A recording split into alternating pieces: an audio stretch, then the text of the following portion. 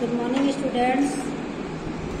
आज मैं चैप्टर 1 आपको करा रही हूँ, एक बूंद। इस चैप्टर का नाम है एक बूंद। एक बूंद कविता है, तो आज मैं आपको इसको करा रही हूँ। तो इसकी देखो ध्यान से रीडिंग सुनना, घर पे भी आपको करना है। तो ज्यों निकलकर बादलों की गोद से थी अभी बूंद, एक बूंद कुछ आगे बढ़ी, सोचने फिर यही जी में लगी, आह क्यों छोड़कर मैं यूं पड़ी। तो बादलों की गोद से एक बूंद जब बादलों की गोद से निकल कर के आगे बढ़ती है, नीचे या आगे बढ़ने का मतलब जब नीचे गिर के आती है, तो अपने मन में सोचने लगी वो कि मैं ये अपना घर छोड़ के क्यों जा रही हूँ। पड़ी माने निकली, मैं निकल करके क्यों जा रही हूँ, बादलों की गोद से निकल करके क्यों जा रही हूँ। यह बूंद अपने मन में सोचने लगी। देव मेरे भाग्य में क्या बदा, मैं बचूंगी या मिलूंगी धूल में, या जलूंगी गिर अगारे पर किसी, चू पड़ूंगी या कमल के फूल में। तो अब बूंद मन में सोचती हुई जा रही है, आगे निकल के जा रही है। तो वो बूंद क्या सोचती है? देव कहते हैं ईश्वर या भगवान।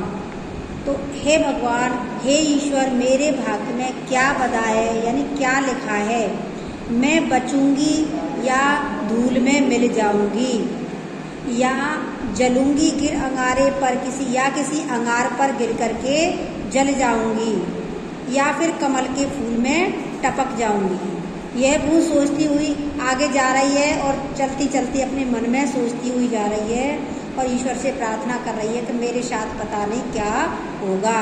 मैं पता नहीं भगवान, मेरे भाग्य में क्या लिखा है। मैं बचूंगी या धूल में मिलूंगी, या किसी अंगार पे गिर करके जल जाऊंगी, या किसी कमल के फूल में टपक जाऊंगी।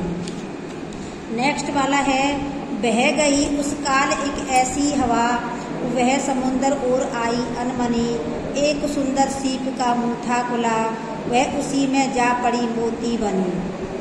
तो बूंद सोचती हुई जब आगे बढ़ रही है, तो उसी समय पर एक ऐसी हवा चली, वह उस बूंद को समुद्र की ओर ले गई। और उस समुद्र में एक सीप का मुंह खुला हुआ था और उसमें वो गिर पड़ी और मोती बन गई। यानी उस समय एक हवा चली थी और वो बूंद को समुद्र की ओर ले गई और एक सुंदर सीप के मुंह में बूंद गिर गई और मोती बन गई, यानी मोती बन गई वो। नेक्स्ट वाला है, लोग यूं ही है झिझकते सोचते, जब कि उनको छोड़ना पड़ता है घर, किंतु घर को छोड़ना अक्सर उन्हें बूंद लो कुछ और ही कर देता है कर। तो बूंद जब आगे बढ़ी तो सोचती हूँ मन में जा रही कि मेरे साथ क्या होगा। और उस समय एक ऐसी हवा चली, वो समुद्र की ओर ले गई और उसके मुंह में जा गई और मोती बन गई। इसी तरह बूंद कहती है कि लोग पता नहीं क्यों ये सोचते हैं, झिझकते हैं और वे सोचते हैं कि हमें घर अपना छोड़ना पड़ता है, किंतु घर छोड़ना अक्सर उन्हें जिस तरह बूंद लो कुछ और ही कर देता है। तो बूंद सोचती है कि जैसे बूंद के साथ यह हुआ था कि वो अपने मन में इस तरह सोचती हुई निकल पड़ी, लेकिन भगवान ने बूंद के साथ कुछ अच्छा ही कर दिया। इसी तरह लोग झिझकते सोचते हैं, लेकिन भगवान उनके साथ भी कुछ अच्छा ही कर देता है। बूंद की तरह, जिस तरह बूंद के साथ उसने किया था कि वो उसी समय एक सुंदर हवा चली थी और उसको ले गई और सीप के मुंह में गिर गई।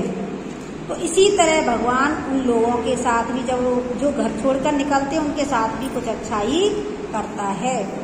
Thank you. ये आपकी समझ में आ गया होगा।